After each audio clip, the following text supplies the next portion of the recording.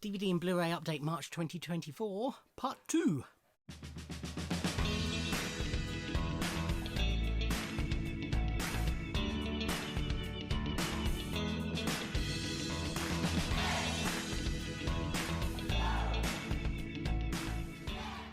Ahoy, everybody, and welcome to part 2 of this update into my DVDs and Blu-rays that I've watched since my last update.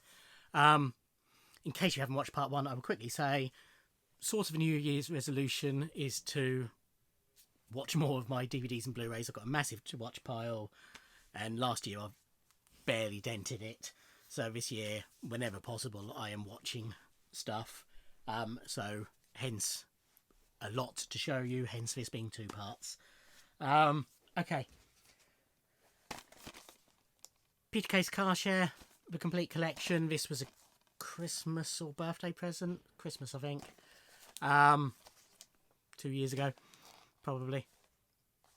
But saw these when they aired on BBC, and they are excellent, and they were just as excellent on rewatch.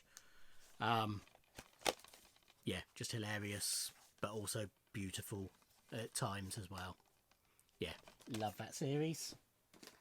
This is the New Mutants Marvel film, but not part of the Marvel universe.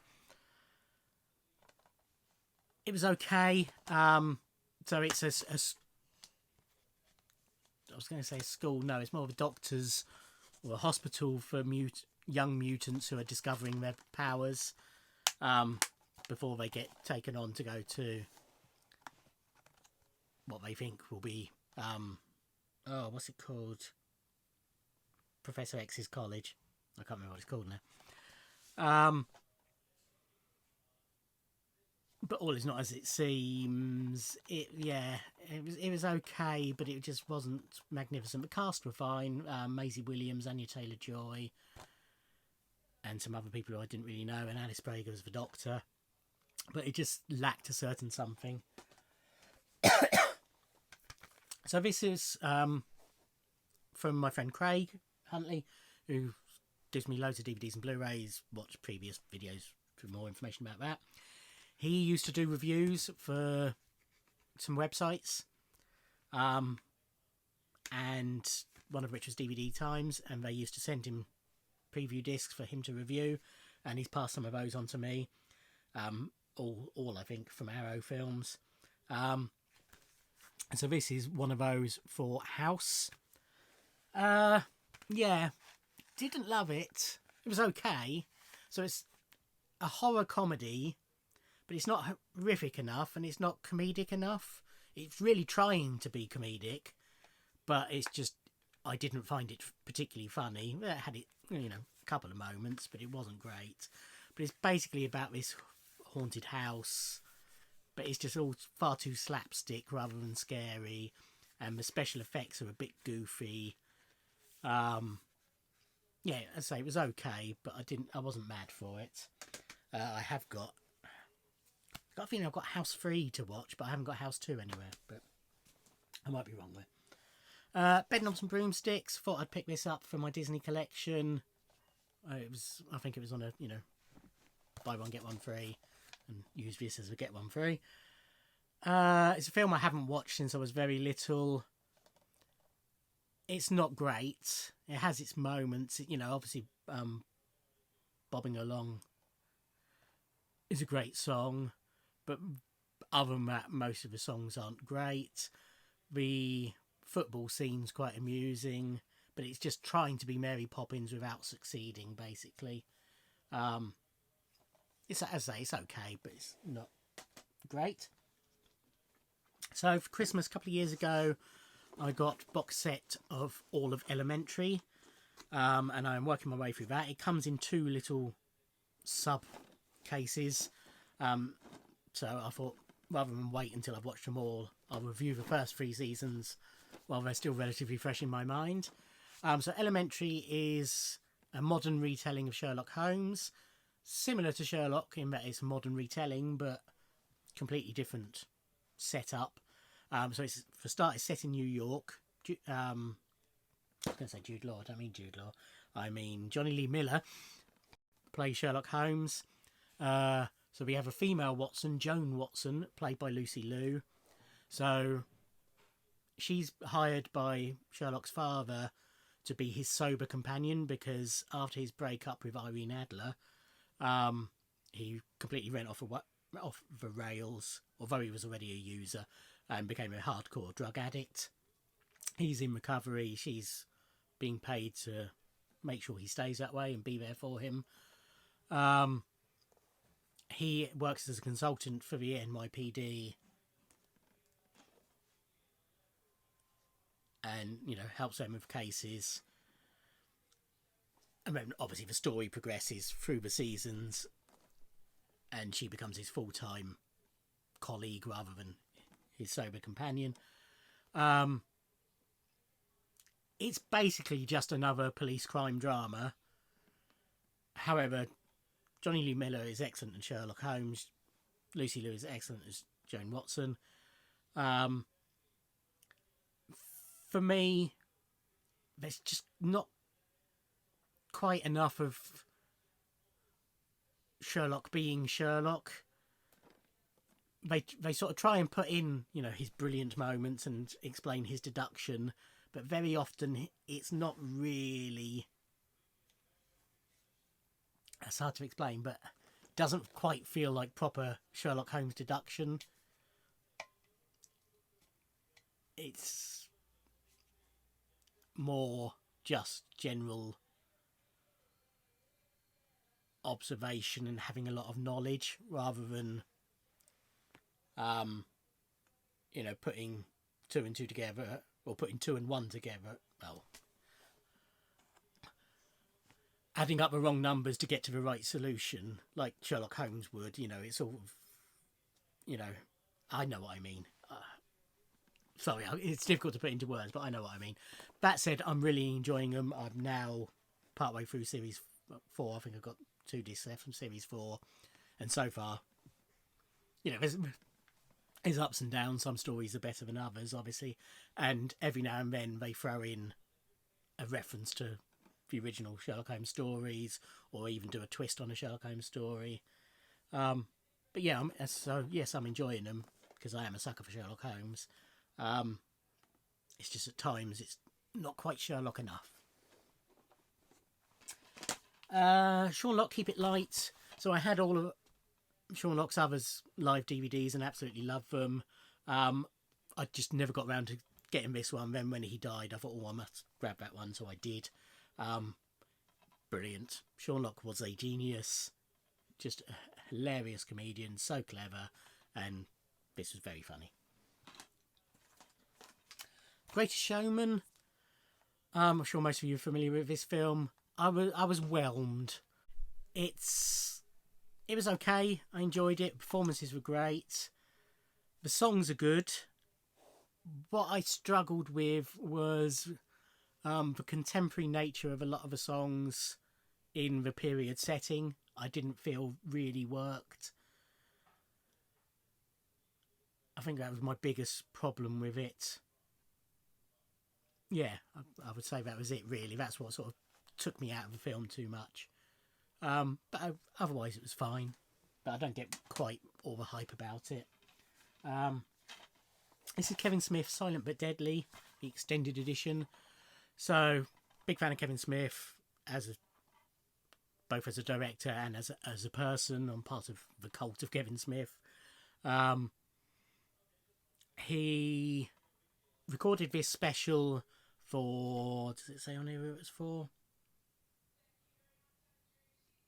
No, one of the US cable network channels, I think it was.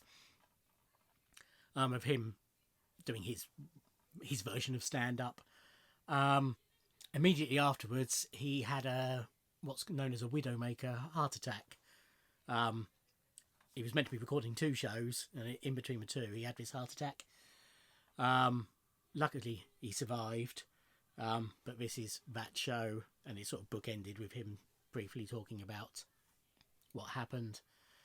It's not his best stand-up show, but it's still very enjoyable. Next we have the Hellraiser Trilogy, or because I think there's 4 now, but Hellraiser parts 1, 2 and 3 anyway.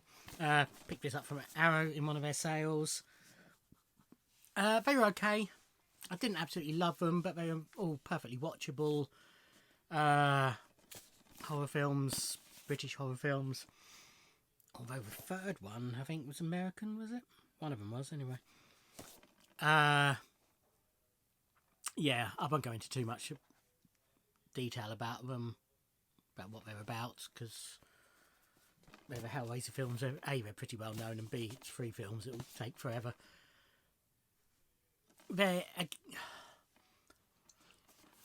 I'm funny with horror films. I like them. I very rarely actually get properly scared by a horror film. So therefore, I want them just to be over the top and either lots of gore or lots of comedy, or it's most standard run-of-the-mill horror films leave me a bit cold, and these did in a way. They try hard, but they're not. It's all the body. What's the word? I can't remember the phrase I wanted to use, but it's all the piercing of the flesh and dragging and all that sort of stuff. And that's all done well, but there's sort of not enough of that in there, really. I'd rather, if that's sort of a theme of the film, there should be more of it. I think it's mainly budgetary reasons. They just look a bit cheap in parts. I don't quite know. Yeah, as I say, they were fine, and I watched them, and they held my attention, and yeah, they were fine, but they just didn't wow me. This was good. So this is Harpoon, another Arrow film. So it's just cast of 3, young, 2 men and a woman, and a woman. So it's 2 best friends. I forgot the character names. Jonah and Richard. And then Tyra is the woman. I think this is the right way round, but Jonah sort of came from a poor background, whereas Richard's come from a very rich background, but they were childhood friends, and they're still friends into their early adulthood. However, Richard's got a really quick temper, and often takes it out on Jonah, but Jonah sort of sticks with him because Richard pays for everything.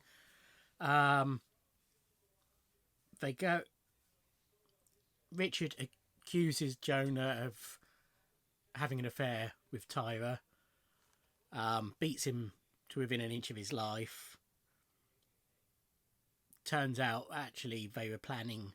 He misunderstood these texts, and they were actually planning a birthday present for Richard. So to apologise, they go out on his boat, and then things start to go wrong, and I'll leave it there. But yeah, really enjoyed that. This is another of the animated Doctor Who's. So part 1, I talked about why these sort of happen. This is The Evil of the Daleks, with Patrick Troughton's story from 1967. I preferred this to Galaxy 4 that I showed in the past part, probably because I prefer Patrick Troughton as the Doctor. Yeah, good, enjoyable. I'm not a big lover of the Daleks. Much as I'm a huge Doctor Who fan, I've never been a big lover of the Daleks. They don't do that much for me. And they're sort of the weak part of this story as well. But still enjoyed it. This is wonderful. So this is Upright, which is a TV series written by, and co-written by at least, and starring Tim Minchin. He did co-write it. So he is taking an upright piano back home to his mother's in Perth from, does it say on here? No. but from the other side of Australia, basically. He's driving across. He gets involved in an accident with another car driven by Millie Alcock, who's a very young girl. She injures her arm, but her car works. His doesn't anymore. So, long story short, and it's 6 parts, 8 parts, however long it is, half-hour episodes. They end up taking this piano all across country together, and it's the story of their relationship, plus flashbacks and what have you to find out why they are where they are, for various things that happen en route, and then the culmination of the story at the end. But it's all just absolutely great. A big Tim Minchin fan anyway. I was a Millie Alcock fan from seeing her in House of the Dragon. But yeah, just wonderful, wonderful series. I have the second series, but not watched it yet. But yeah, loved this. Excuse me. This is a double pack of the 2 Alien vs Predator films. I'm not going to go into too much details of those. About those. Tired. Because the reason I bought this is because I want to do a ranking of the Alien films, so I will talk about them in that when I get round to doing that. I already had the first one on DVD, but wanted the second one. Cheap and easy to pick it up. I think I paid like £3 for this. But that's the AVPs. Another of the animated Doctor Who's. Well, I say that. So this was a 6-part story. 5 of them existed, but there was 1 missing episode.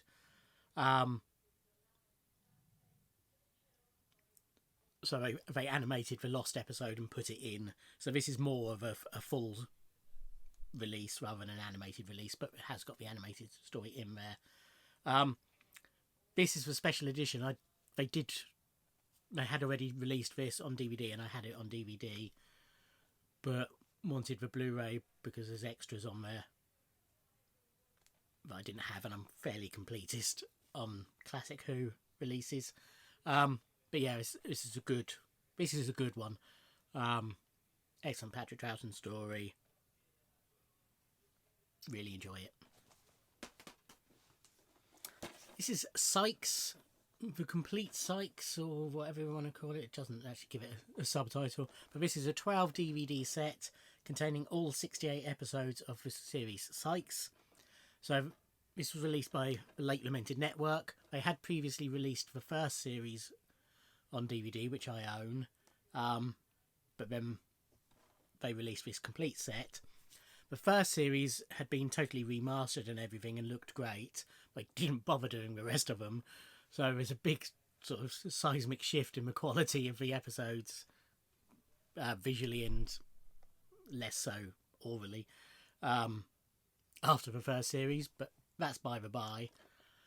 So, written by and starring Eric Sykes and his identical twin Hattie Jakes, and it's just basically what they get up to and the adventures in their life, and it's just a typical sitcom. Some of it's funnier than other bits of it. After 68 episodes, it sort of seems to have run its course, watching them all pretty much back to back. Obviously, one a week for six or 10 weeks or however long they're on, and then another few for next year and what have you. It wouldn't have got to that stage, but watching all 68 together, 7 series, they do lose their shine a bit, but they're all wonderfully done and great British comedy. This is Sarah Millican Live, Thoroughly Modern Millican. So this was a charity shop pick-up for £1. I think it's the only one of her DVDs I didn't already have, so I picked it up when I saw it. This is from 2012. Yeah, I like Sarah. She's funny. Her live shows are funny, basically. This is Gambit, starring Colin Firth, Cameron Diaz and Alan Rickman. This was okay. It wasn't magnificent, but it was perfectly watchable and fun. So Colin Firth works for Alan Rickman, who's this tyrant of a boss who collects art, and Colin Firth works for him in appraising art and telling him what to buy, basically. He cooks up this plan to defraud him. Colin Firth cooks up this plan to defraud Alan Rickman, and it involves an American, played by Cameron Diaz, who owns this painting, which may or may not be a very rare painting. It's quite farcical at times, which is fine and enjoyable. Yeah, it's just a fun film. As I say, it's not wonderful, magnificent, great, all-time great film, but well worth a watch. And I think this was £1 or £2 in Poundland. Mickey Flanagan back in the Game Tour live. I like Mickey when I see him on stuff. I'd never watched one of his live DVDs before, but this was 50p in a charity shop, so I thought I'll give it a go. I laughed a fair bit. He's a bit too normal for me. Most of the live stand-ups who I really like, either a bit surreal or a bit more edgy, or I like pun merchants, so they're just gags, or there's something about them that I like. Normal, what I would call mainstream stand up. I like Peter Kay a lot, but I haven't seen any of the newer bits, since he's come back, but certainly towards the semi-retirement, he was getting a bit lazy. Still, some excellent bits even on the last tour, but some of it was just sort of filler. But then Michael McIntyre, Mickey Flanagan, people of that ilk, Jason Manford, all people I like. Michael McIntyre I'm dubious about, but I like them. But I think they were just a bit safe. Mickey's got a bit more of an edge to him, which is probably why I quite enjoyed it and laughed a bit more than I probably would at some of the others. But for me to really love a stand-up, as I say, it's got to have a certain something that just appeals to me. French and Saunders big live box set. So this was £2 in a charity shop. So this was 2 live shows. Quite a gap between them, I think, originally, from when they were originally done. 2000 and 2008, I think that says, without putting my glasses on. So French and Saunders, I like them as people. I enjoy their TV shows, the ones they do together, but I find them hit and miss. I like a lot of their solo work as well, particularly Dawn French. I was never a big fan of Ab Fab, so that's why I say particularly Dawn French. These are okay. Again, I found them a bit hit and miss. Some bits of them are very funny. Some bits of it just didn't quite work for me, basically. But overall, I enjoyed. And then finally, and this part's a lot shorter than the first part, but that's because I'm not waffling so much about the films and what have you. And there's fewer films as well. More box sets and what have you. Doctor Who, the complete season 10. So this was Pertwee's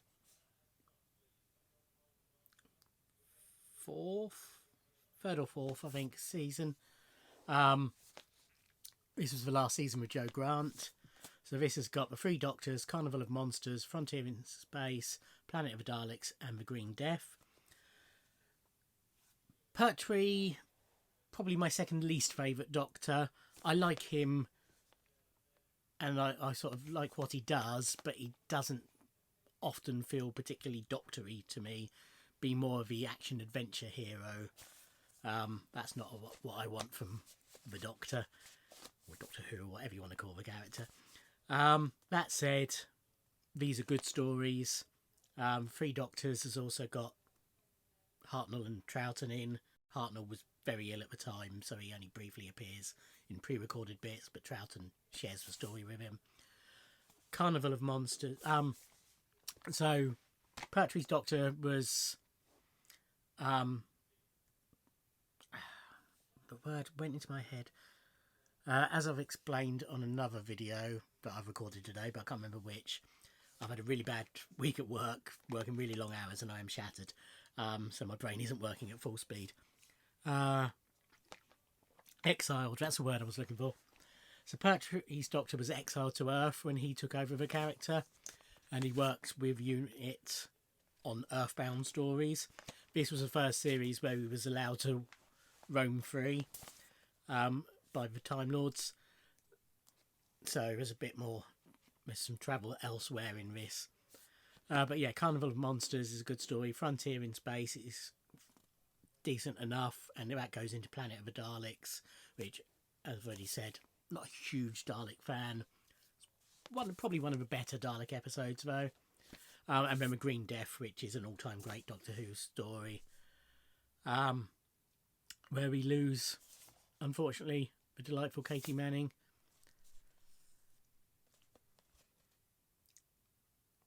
As a companion. Sorry. But yeah, so it's a good set of stories, which helps, even though, you know, as I say, Pertwee's not my favourite Doctor. And loads of good extras, as ever. So there you go. That's me up to date. I am currently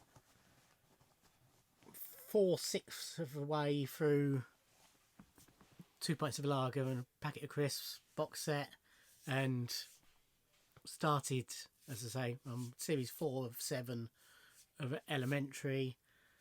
That's what I'm watching TV wise. I'm working through a Resident Evil box set. That's going to be another ranking at the moment, and then just other bits in between. If you're interested, thank you for watching. Like, comment and subscribe, and I'll see you in another video. Thanks. Bye.